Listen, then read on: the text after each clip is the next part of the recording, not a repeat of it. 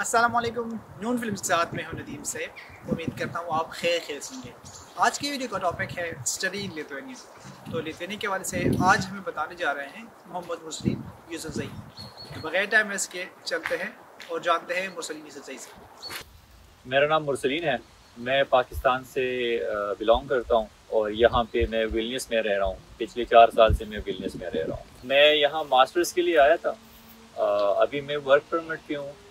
बहरहाल मैं एलिजिबल हूँ कि परमानेंट रेजिडेंसी के लिए, लेकिन अभी आजकल मेरा जो स्टेटस है वर्क परमिट है। और मैं यहाँ पे मैंने मास्टर्स किया है निकोलस रामिरेस यूनिवर्सिटी से।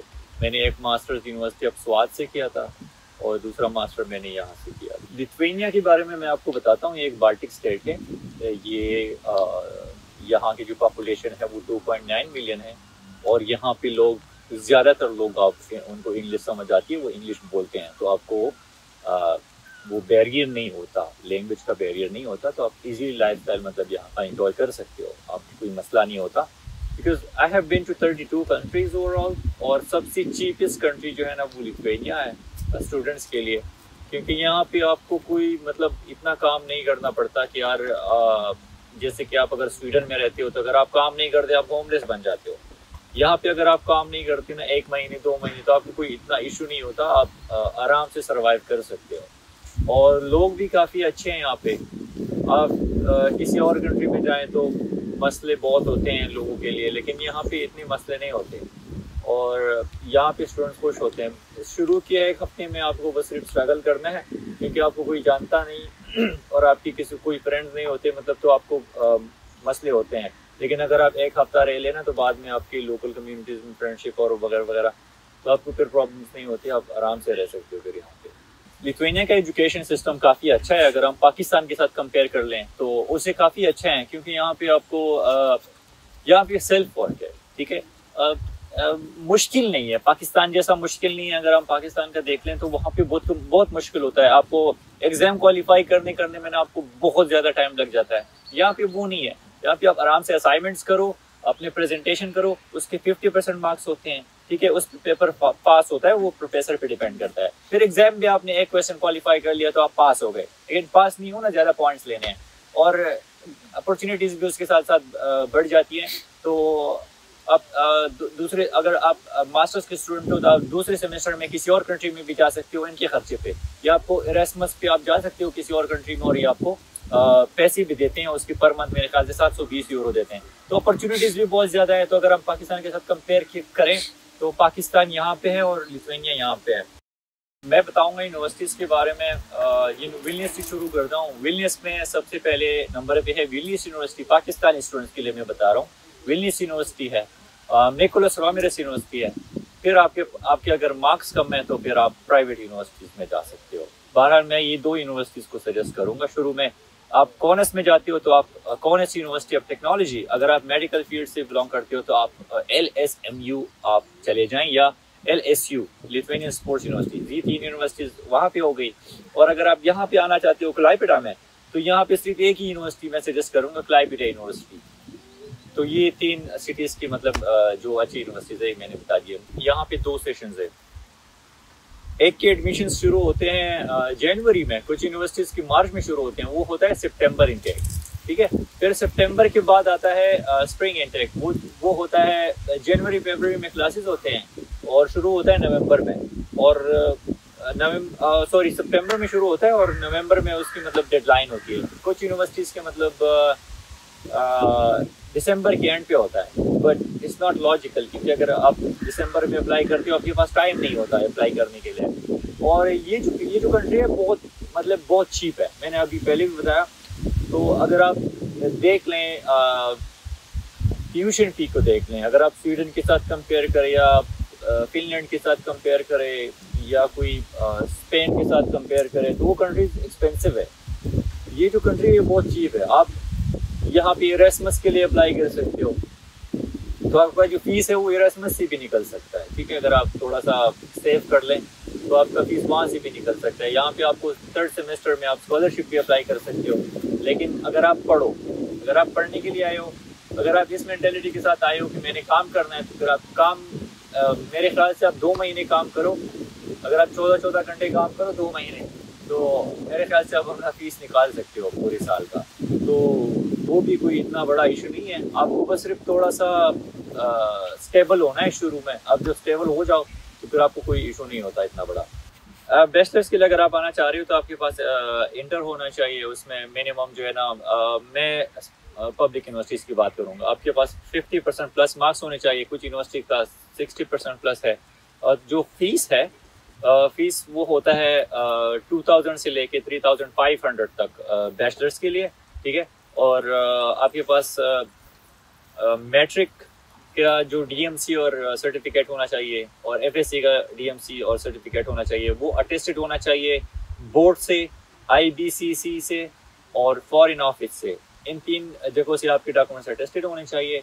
और मास्टर्स के लिए फिर इसके साथ आप ट्रांसक्रिप्ट, बैचलर्स का ट्रांसक्रिप्ट और डिग्री भी मिला लें, वो फिर HECC भी अटेस्टेड होना चाहिए और फॉरेन ऑफिस से अटेस्टेड होना चाहिए। और मास्टर्स की जो फीस है वो भी 3500 से शुरू होकर 7000 8000 तक है। तो वो डिपेंड करता है आपके कोर्स पे।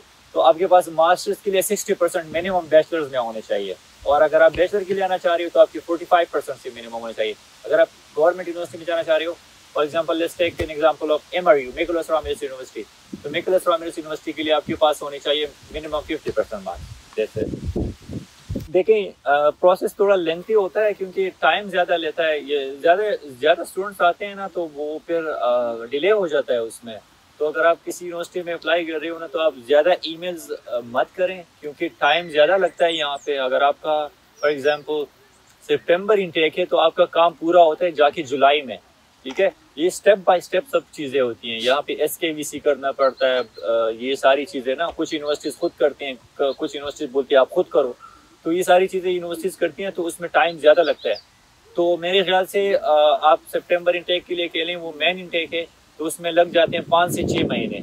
और बाकी जो दूसरा इनटेक है उसमें तकरीबन 3 महीने लग जाते हैं। तो टाइम इतना लेता है नॉर्मली। अगर आपका हो गया तो आपको यूनिवर्सिटी से मीडिएशन लेटर मांगना है। मीडिएशन लेटर के थ्रू आपने फिर वीज़ा के लिए अप्लाई करना है और ये सारे डॉक्यूमेंट्स प्रिपेयर करने हैं और वीज़ा के लिए अप्लाई करना है। वीज़ा तो नहीं है खैर, TRP मिलता है, टेम्पररी रेजिडेंसी परमिट, 2 साल का कार्ड मिलता है।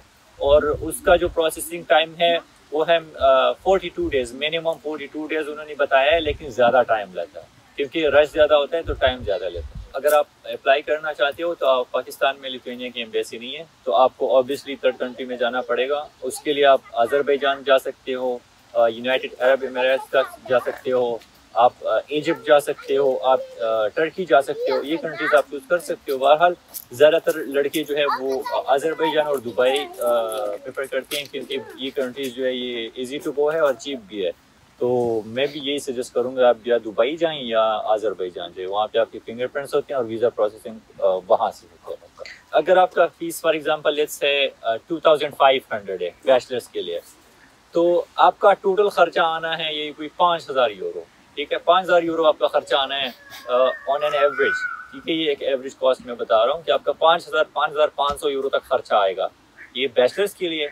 अगर आप मास्टर्स के लिए आ रहे हो तो मास्टर का फीस थोड़ा ज़्यादा होता है, तो उसके लिए आपको 6500 आपके पास होने चाहिए। तो ये एक एवरेज कॉस्ट में बता रहा हूँ, इसके ऊपर नीचे हो सकता है। बहुत सारी जॉब्स होते हैं। परसों मेरा एक दोस्त है यहाँ पे, उसने मुझे बोला था कि डेस्कटॉप इंजीनियर चाहिए। अब मेरे ख्याल से वो वीडियो देखेगा तो उसको पता चल जाएगा मैं उसकी बात कर रहा हूँ। तो कोई बंदा नहीं मिल रहा था, मैंने अपने सारे दोस्तों को बोला, कोई मिल नहीं रहा था। तो जॉब्स तो काफ़ी ज़्यादा हैं। बहरहाल आपको अप्रोच की ज़रूरत होती है। यहाँ पे जितने भी स्टूडेंट्स आते हैं वो सबसे पहले क्या बोलते हैं एयरपोर्ट से आके कि हमारा जो बोल्ट का आईडी है वो कैसे ओपन होगा, वोल्ट का आईडी कैसे ओपन होगा, ठीक है। मैंने कभी किसी को नहीं देखा यार कि वो आए और बोले कि यहाँ प्रोफेशनल जॉब्स है वाइट कॉलर, लेकिन सबसे पहले गाड़ी कैसे निकाले मुरसलीन भाई, ये कैसे निकाले, वो कैसे निकाले। तो आप देखो बाकी कंट्रीज के स्टूडेंट देखो प्रोफेशनल जॉब्स कर रहे हैं। तो बहरहाल जॉब्स काफ़ी ज़्यादा है यहाँ पे। आप किसी भी कंट्री में जाओ वहाँ पे जॉब्स होती हैं यूरोप में। तो आप जब जस्ट आप अप्लाई करो ग्लासडोर ऐप पे जाओ, वहाँ पे बहुत सारे आपको पता चल जाएगा। Even from Pakistan you can find a job. तो वो आप पे डिपेंड करता है कि आप कितना पानी में हो ना। तो मैं उस हिसाब से मैं उस पर कमेंट नहीं करना चाहूँगा ज़्यादा। जॉब मिल जाती है, थोड़ा सा स्ट्रगल करना पड़ता है। आप अप्लाई करो, लेकिन आप कोशिश करो ना कि आप फॉर एग्जांपल अगर कोई और जॉब कर रहे हो तो आप कोशिश करो उसमें फंसो नहीं। अगर आप फंस जाते हो ना थोड़ा, आप यार ये तो घंटे का 12 यूरो आ रहा है, ठीक है, अब ये तो दिन का 120 हो गया, अब मैं अगर प्रोफेशनल जॉब करूंगा तो वो तो दिन का 120 नहीं बनता, तो अब मैं वो क्यों करूं। तो ये थोड़ा सा होता है, लेकिन प्रोफेशनल जॉब प्रोफेशनल होता है और ये ऑड जॉब्स तो ऑड जॉब्स होते हैं। तो वो आप पे डिपेंड करता है कि आप मतलब कौन से स्टैंडर्ड का काम अपना करना चाहते हो। बहरहाल अगर आप क्विक मनी बनाना चाहते हो कि यार मैं जितना काम करूँ उतने पैसे मिलें, तो श्योर आप फूड डिलीवरी करें, टैक्सी ड्राइवर बने, ये सबसे अच्छा काम है यहाँ पे। जितने लोग भी करते हैं ना, मैंने देखा है तो सारे मेरे ख्याल से मेरे जितने भी दोस्त हैं मैक्सिमम वो बोल्ट पे काम करते हैं और वो ये 3000 यूरो तक कमा रहे हैं पर मंथ, लेकिन 12, 13, 14 घंटे काम करते हैं डेली।